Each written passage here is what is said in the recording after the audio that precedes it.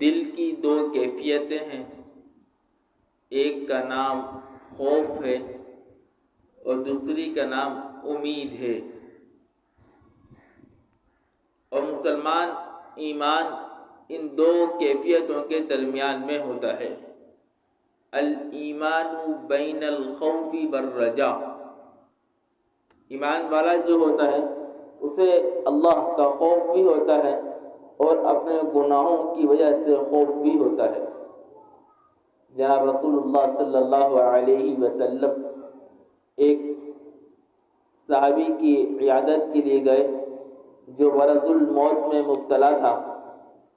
حضور علیہ الصلاۃ والسلام نے اس سے پوچھا کیف تجد نفسک، کیا حال ہے؟ وہ کہنے لگا بین الخوف، کہنے لگا کہ میں اپنے اللہ سے ڈرتا ہوں، ارجو اللہ و اخاف عن ذنوبی، اللہ کا مجھے اللہ سے امید ہے کہ اللہ بڑا غفور الرحیم ہے، اور اپنے گناہوں کی وجہ سے مجھے ڈر لگا ہے کہ یہ مجھے تباہ و برباد نہ کر دیں۔ حضور علیہ الصلاۃ والسلام فرمانے لگے اس موقع پہ، جس موقع پر تو ہے، یعنی دنیا سے جانے کا وقت ہو، دنیا سے رخصت ہونے کا وقت ہے، ایسے موقع پہ جس چیز کی امید ہوگی اللہ وہ عطا فرما دے گا، اور جس چیز سے خوف ہوگا، ڈر ہوگا، اللہ اس خوف کو دور فرما دے گا۔ خوف ایک حد تک ہونا چاہیے اور اللہ سے امید یہ بھی ایک حد تک ہونی چاہیے۔ بعض لوگ اللہ سے امید میں اتنے آگے نکل جاتے ہیں کہ جب بھی کوئی غلطی کر رہے ہوتے ہیں شیطان یہ سبق پڑھاتا ہے اللہ غفور ہے، اللہ معاف کر دے گا، اللہ غفور ہے۔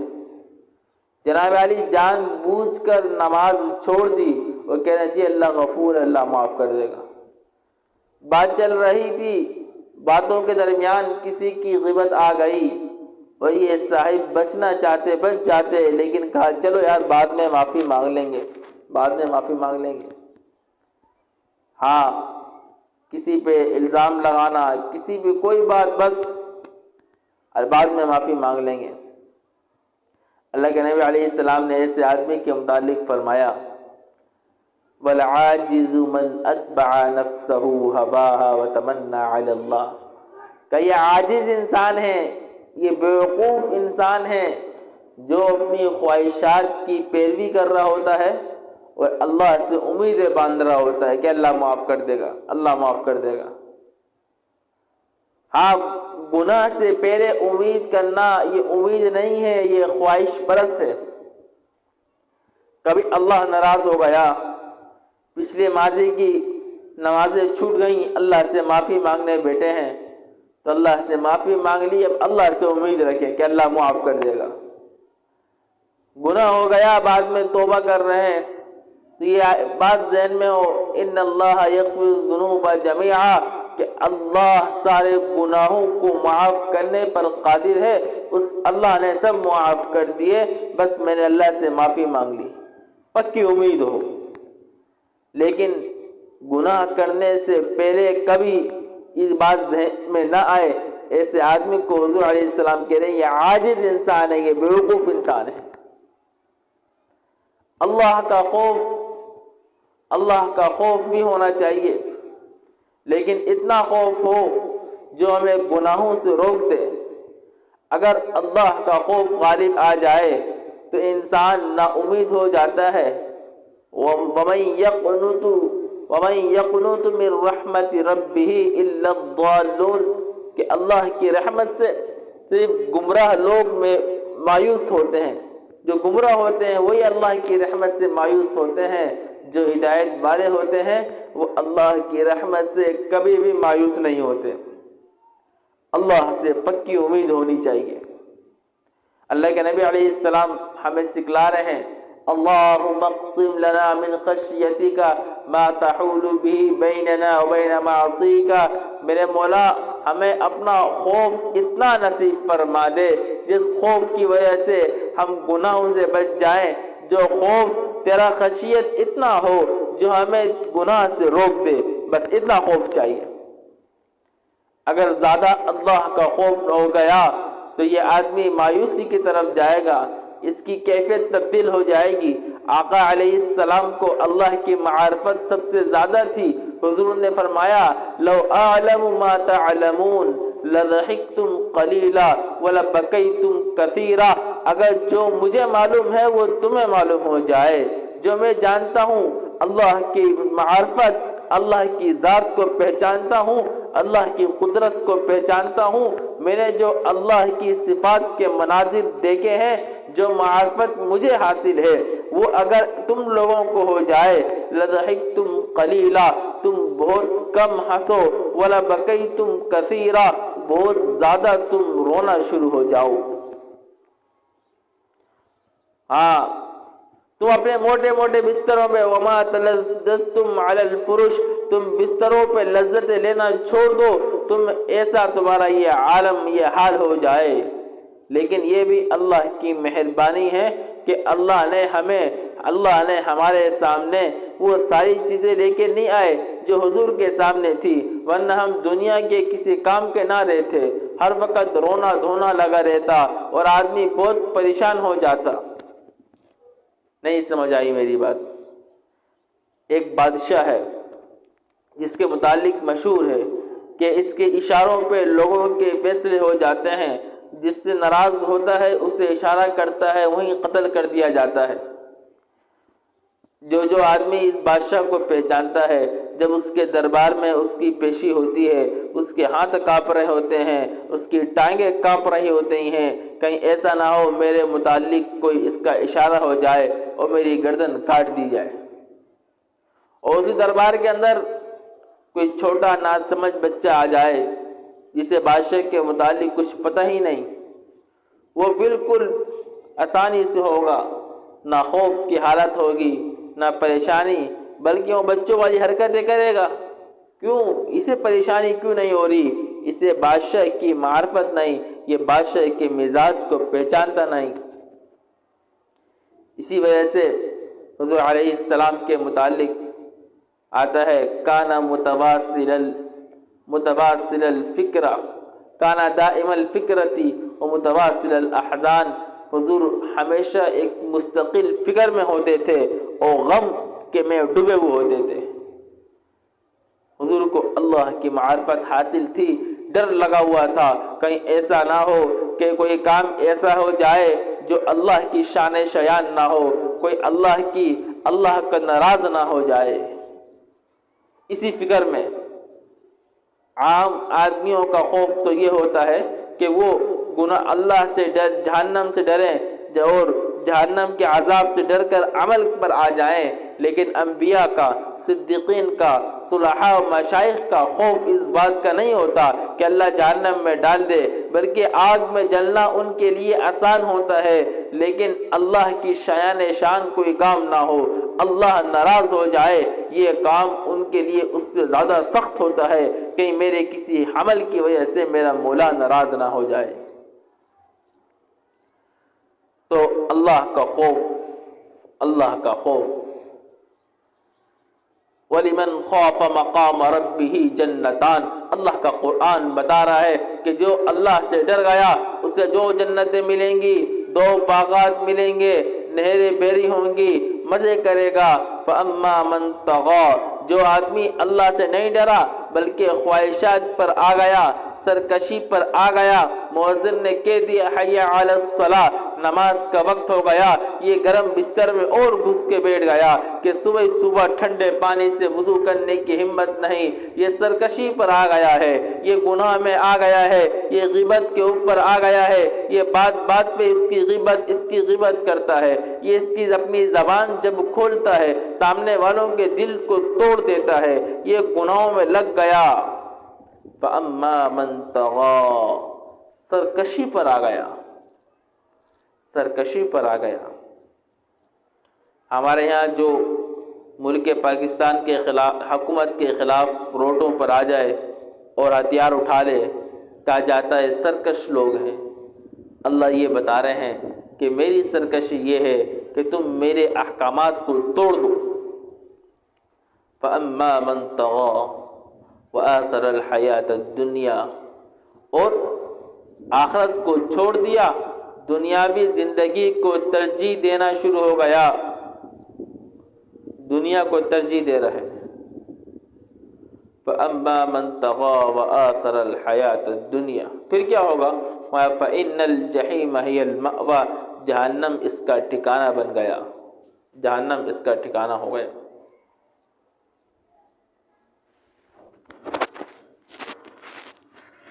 اللہ ہم سب کی حفاظت فرمائے۔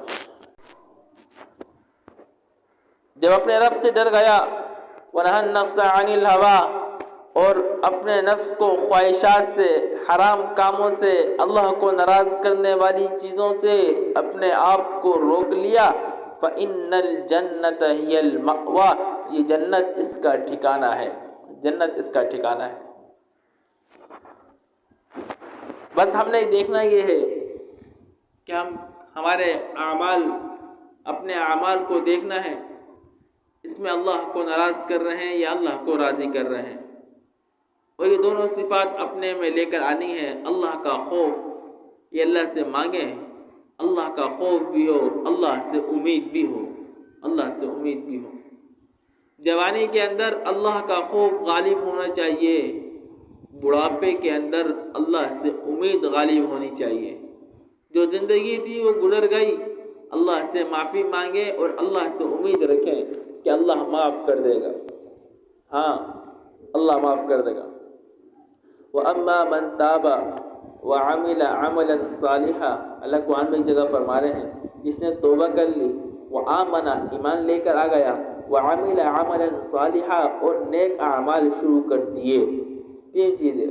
پچھلے خدا نہ خواستہ ہم تو الحمدللہ بچپن سے مسلمان ہیں، کوئی کافر تھا، کفر سے توبہ کر لی، گنہگار تھا، گناہ سے توبہ کر لی، وآمن اور ایمان لے کر آ گیا، وعمل عملا صالحا اور نیک عمل میں لگ گیا، نیک کام کرنے شروع ہو گیا، فَأُولَئِكَ يُبَدِّلُ اللَّهُ سَيِّئَاتِهِمْ حَسَنَاتٍ، یہی ہیں وہ لوگ کہ اللہ ان کے گناہوں کو نیکیوں سے تبدیل کر دے گا۔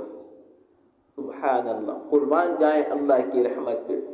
اللہ یہ نہیں کہہ رہا میں گناہ معاف کر دوں گا، بلکہ وہ اتنا کریم ہے، وہ کرم کرنے والا مہربان ہے، وہ کہہ رہا ہے کہ گناہوں کو معاف بھی کروں گا، جتنے گناہ ہو گئے تھے ان گناہوں کو نیکیوں سے تبدیل کر دوں گا۔ کوئی آدمی اگر 80 سال کی عمر کے اندر وہ ایمان لے کر آتا ہے، اور وہ آدمی کوئی مسلمان تو تھا لیکن گناہوں میں لگا تھا، نماز چھوڑی ہوئی تھی، اللہ کو ناراضی والے کام میں لگا تھا، اپنے ماتحتوں کو پریشان کرنا، اگر کوئی بہو ہے تو ساس کو تنگ کرنا، ساس ہے تو بہو کو پریشان کرنا، آپس میں لوگوں کو تانے دینا۔ اللہ کے نبی علیہ السلام کی حدیث یاد آتی ہے، آقا علیہ السلام فرماتے ہیں لیس المؤمن باللعان ولا بالتعان ولا الفاحش ولا البغي، یہ میری ماں و بہنوں سے گزارش ہوگی اس حدیث کو یاد کر لے۔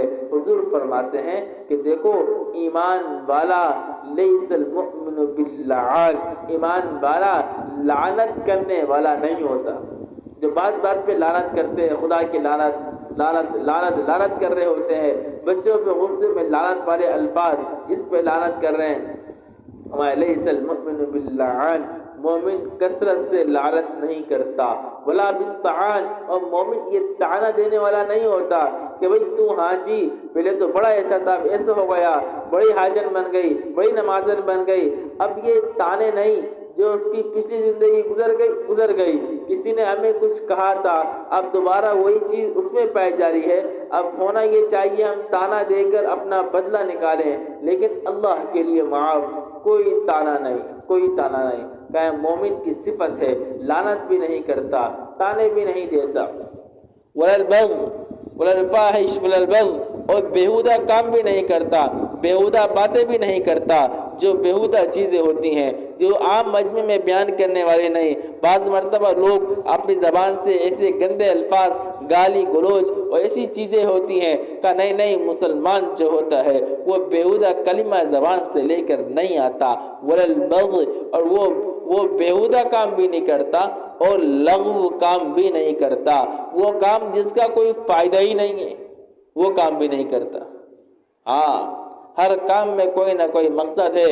अगर किसी रिश्तेदार के यहाँ मुलाकात के लिए जाना है तो सिला रहमी की नियत की, वहाँ गया, मुलाकात करी, वापस आ गया। कहीं जाकर घंटों बैठा है, ये आदमी घर में ऐसी फालतू बैठा हुआ है, मोबाइल चला रहा है, जी क्या टाइम पास हो रहा है, फेसबुक व्हाट्सएप में लगा है, ये ऐसी घर में नहीं। मुसलमान जो होता है वो बेहुदा बातें भी नहीं करता, वो लग़व बातें भी नहीं करता, लग़व काम भी नहीं करता। इन्ना मिन हुस्नि इस्लामिल मर्इ तर्कुहु मा ला यानीही, इस्लाम की खूबसूरती में से ये है कि इंसान ला यानी काम को छोड़ दे, फजूल कामों को छोड़ दे।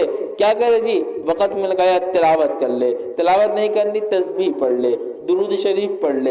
ये भी नहीं करना अपने घर को चमका ले, अपने जिस्म की खिदमत में लग जाए, अपने आप को, अपना लिबास, कपड़े धोने में लग जाए। बस किसी न किसी तरह अपने आप को मसरूफ़ रखें और टाइम मिल गया तन्हाई में बैठ के अल्लाह से दुआएं मुनाजात करें। कोई रिश्तेदार आ गया, हाँ, ईमान की आग जिसके दिल में लग जाए वो रिश्तेदारों के आने पे खुश तो होता है, लेकिन एक सादा मुसलमान और एक वो जिसका ईमान कामिल होता है, दोनों में फ़र्क होता है। सादा मुसलमान बस हेलो हाय करके उन्हें फारिग करेगा, उनके साथ अच्छे अखलाक से पेश आएगा। ईमान वालों को फिक्र होगी कि मैं इसको दावत दे दूं, मौके की तलाश में होगा, जैसी मौका मिलेगा नमाज की दावत दे दी, दो मौका मिला पर्दे की दावत दे दी। अब ऐसा भी नहीं कि मुस्तकिल दावत दे रहे हैं कि वो आइंदा आने से कतराए, बल्कि मौका देखकर जब लोहा गर्म हो जाए चोट मार दी जाए। अब बातों बातों में तज़किरा निकल आया, अजीब महंगाई बहुत हो गई,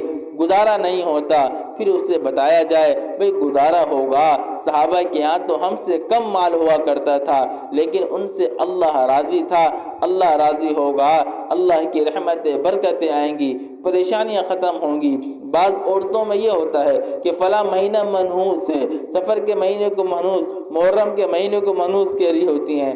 बात में जिक्र निकल गया, बताएं नहीं नहीं, अल्लाह के नबी अलैहिस्सलाम ने फरमाया, अल्लाह फरमाते हैं अनद्दार, ज़माना तो मैं हूँ, मैंने ज़माने को पैदा किया है, जो ज़माने को गाली बकेगा वो अल्लाह को गाली बकेगा। ज़माने को बुरा नहीं बोलो, हमारे अमाल मनहूस होते हैं। अगर हमने घर में गाना सुना है, टेलीविज़न देखा है, फिल्में देखी हैं, झूठ बोला है, ग़ीबत करी है, ऐसी बेपर्दगी हमने करी है, क्या ये अमल मनहूस है, इस पे अल्लाह की नहुसत आती है। अगर हम अमाल और ईमान और अमल सालिह पर आ जाएंगे अल्लाह की रहमत बरसेगी, तिलावत होगी, कुरान पर अमल होगा, अल्लाह की रहमत बरसेगी। हुज़ूर अलैहिस्सलाम की हदीस याद आती है, हुज़ूर ने फरमाया जो आदमी सुबह के वक़्त मन क़रअ यासीन, जो सुबह के वक़्त यासीन की तिलावत कर ले, क़ुज़ियत हवाइजुहु, उसकी सारी ज़रूरतें, सारी ज़रूरियात पूरी कर दी जाएंगी।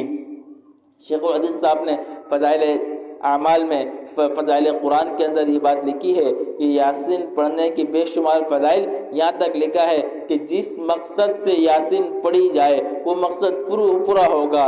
किसी के रिश्ता नहीं हो रहा, रिश्ते की नीयत से यासीन पढ़ें, अल्लाह इसकी बरकत से रिश्ते लगा देगा। कोई बेरोज़गार है, इस नीयत से पढ़ें, अल्लाह बेरोज़गारी दूर कर देगा। यहाँ तक कोई भूखा है, अल्लाहु अकबर, भूख की हालत में है, भूख ख़त्म करने की नीयत से यासीन पढ़कर पानी पे दम करें, कामिल यकीन होगा तो भूख ख़त्म हो जाएगी, ऐसे लगेगा पेट भरा हुआ है, कामिल यकीन के साथ।